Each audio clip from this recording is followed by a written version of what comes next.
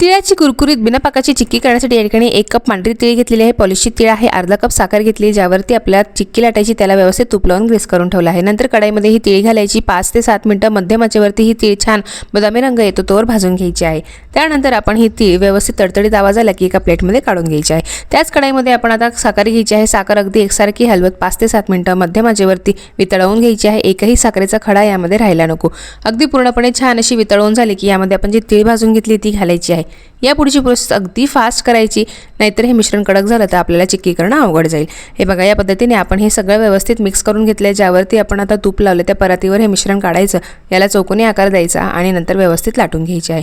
थोडंसं फास्ट लाटायचं आहे, जर आपण याला वेळ केला तर चिक्की कडक पडेल आणि छान अशी हव्या त्या आकारात आपल्यालाही कापता येणार नाही। थोडंसं कोंबट गरम असतानाच हे मिश्रण आपण व्यवस्थित कट देऊन चिक्कीचा आकार देऊन घ्यायचा। 5 मिनिटं रेस्ट करून झालं की लगेचच याची छान अशी चिक्की पडते। हे बघा, आपली मस्त खुसखुशीत चिक्की तयार आहे।